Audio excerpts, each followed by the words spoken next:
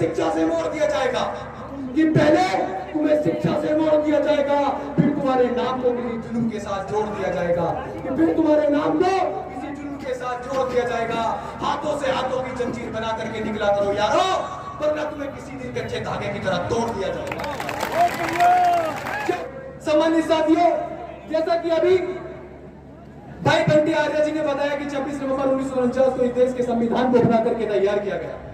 सम्मानित साथियों, मैं उस समय की बात को बता देना चाहता हूं कि 26 नवंबर 1949 को जब इस देश के अंदर बाबा साहब अम्बेडकर ने उस संविधान को बना करके जब तैयार किया था, तो बाबा साहब संसद भवन के अंदर गए और संसद भवन से उस संविधान को पेश करके जब बाहर आ रहे थे, तो उस समय एक आचार्य कृपाल जी थे, एक महापुरुष थे वो। उन्होंने पूछा, क्योंकि बाबा साहब के चेहरे पर एक बहुत बड़ी खुशी थी संविधान को पेश करने के बाद, तो आचार्य जी ने पूछा कि अम्बेडकर आज यार इतना खुश नजर क्यों आ रहे हो? तो बाबा साहब ने जवाब दिया कि आचार्य जी आप पूछ रहे हो कि मैं इतना खुश नजर क्यों आ रहा हूं, कि आचार्य जी कि मैं आज इसलिए खुश नजर आ रहा हूं क्योंकि पहले आप जानते हो कि आज से 4000 वर्ष पूर्व और आज से जब देश आजाद नहीं हुआ था तो देश के अंदर राजाशाही चला करती थी। अगर किसी राजा के घर में बेटा पैदा होता था तो राजा का बेटा राजा बनता था। सम्मानित साथियों, बाबा साहब ने कहा मैं आज इसलिए खुश नजर आ रहा हूं कि पहले इस देश के अंदर एक राजा रानी की कोख से जन्म लेता था, लेकिन आज मैंने उस रानी की कोख का ऐसा ऑपरेशन कर दिया है कि अब वो राजा किसी रानी की कोख से नहीं, अब वो राजा किसी रानी की कोख से नहीं बल्कि ईवीएम मशीन और बैलेट पेपर से पैदा होगा।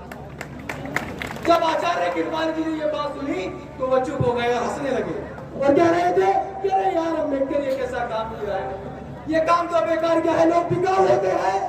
मैं जानता हूं कि लोग बिकाऊ होते हैं। बाबा साहब ने कहा था कि आचार्य जी मैं आपकी बात को समझता हूं कि ये बेशक मैं समझता हूं कि लोग बिकाऊ होते हैं, लेकिन ये मैंने काम यूं ही नहीं किया है। अगर कोई भी नेता मेरे समाज SC ST OBC को एक बार बेवकूफ बना करके उनके वोट को खरीदेगा तो ये काम मैंने ऐसा किया है कि 5 वर्ष के बाद एक ऐसा समय आया करेगा मेरा समाज उन्हें उनकी औकात दिखाने का काम। सम्मानित साथियों, आप देख रहे हो 2014 से लेकर आज 2022 चल रहा है।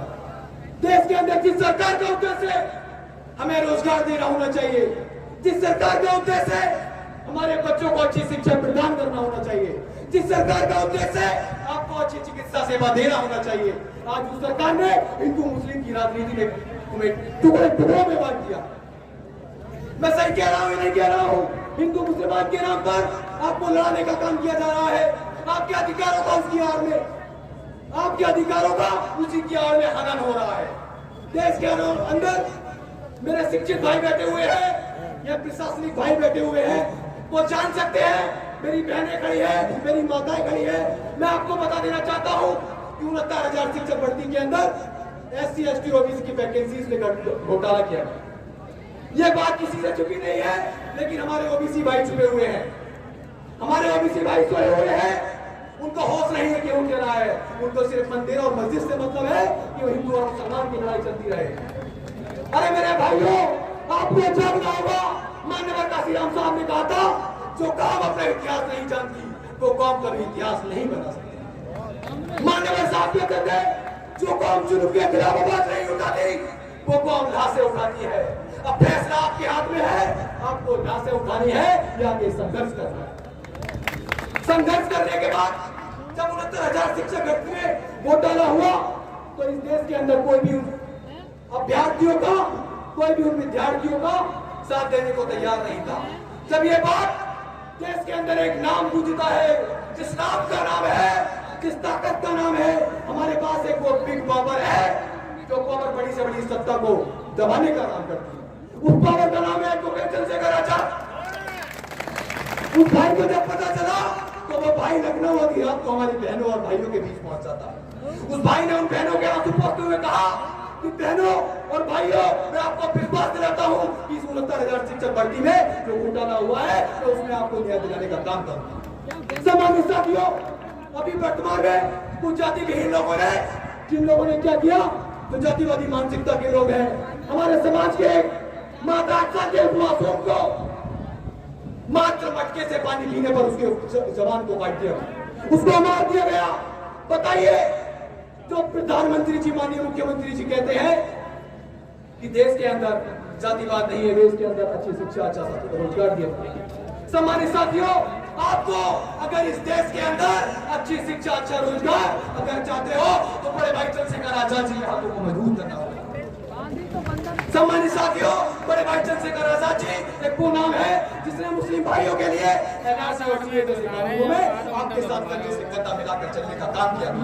जब जो नेता अपने घरों के अंदर घुसे पड़े थे, अपने घरों में एसीओ में बैठे थे, अगर मुसलमान समाज की आवाज उठाने का काम किया था, जामा मस्जिद पर दिल्ली में अगर भारतीय संविधान को लेकर के कोई पहुंचा था तो वो बड़े भाई